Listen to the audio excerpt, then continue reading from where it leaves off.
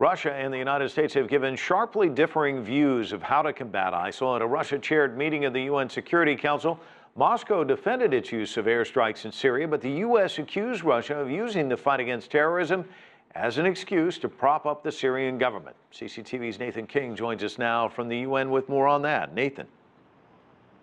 Yeah, Mike, it was a meeting-long plan that was meant to basically highlight international cooperation against ISIL and chart the way forward. What it ended up being was exposing the deep divisions and mistrust between the United States and Russia. However, after that meeting, both foreign ministers came out together, addressed the press together, and basically said they were areas of agreement. They wanted Syria to remain a cohesive, sovereign country, secular as well, that they both wanted to fight ISIS, and they would have each other's militaries talk together about the way forward. But you could feel the deep distrust, especially in the Security Council, when they gave very different visions of how to take this war to ISIL, but also how to settle the Syrian conflict. Russian Foreign Minister Sergei Lavrov said Moscow had given the US and others advance warnings about its airstrikes, which Moscow maintains were against ISIL targets. We have informed the authorities of the United States and other members of the coalition created by the Americans of this and are ready to forge standing channels of communication to ensure maximally effective fight against the terrorist groups. Lavrov said that only by working through central governments of threatened states can terrorism be defeated.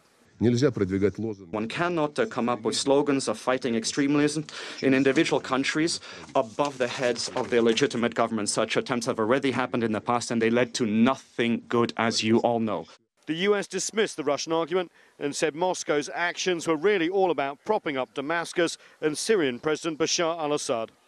My colleagues, the government of Russia has argued that we must support Assad in order to defeat ISIL. But the reality is that Assad has rarely chosen himself to fight ISIL. As the terrorists made inroads throughout large swaths of Syria and Iraq, raping, enslaving, and murdering civilians along the way, the Syrian regime didn't try to stop them. Instead, it focused all of its military power on moderate opposition groups who are fighting for a voice in Syria. Criticism there from the United States, but it's worth noting that after 7,000 US-led airstrikes against ISIL, that group still very much in place in Syria and, of course, Iraq. And the US admits that in the wider Syrian civil war, its plan to train and arm rebel moderate factions has actually failed. Now, while the US says it is willing to work with Russia in fighting ISIL and also in terms of the Syrian peace deal, if it comes after 4 years of civil war, they differ sharply on the future of Syrian President Bashar al-Assad. While Washington says he can stay in the short term, they want him gone when the political transition happens. Russia, meanwhile, says he is still the legitimate ruler of Syria. Big differences there. So what are the chances the U.S. and Russia can actually come together and cooperate over ISIL, at least? And what are other nations there saying about Russia's ability to take on the Islamic militants? You know, you kind of felt there between Sergei Lavrov and John Kerry that they wanted to agree, but national interests were getting in the way. But what's interesting is they do agree about two things: that ISIL is a big threat and needs to be tackled, and also that the Syrian civil war needs to end with a political settlement, not a military stalemate on the ground like we've seen over the last 4 years. Now, whether they can come together on that remains to be seen. But what we have seen start here is a discussion that we have not had before between all the players in the Syrian conflict and the war against ISIL. Remember, the US-led coalition against ISIL was largely the Sunni neighbors of Syria. We're talking about, of course, Saudi Arabia. We're talking about Jordan and others.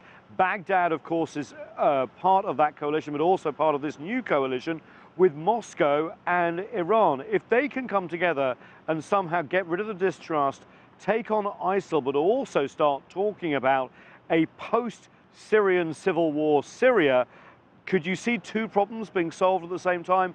I know it's a stretch, given the distrust and the unity we've seen over this part of the world over the last 4 years, but at least the urgency of the situation, given the refugee crisis, given the instability in the region, is being taken seriously by all parties at the same time, Mike. It's fascinating. There's no doubt about it. Nathan, thanks so much.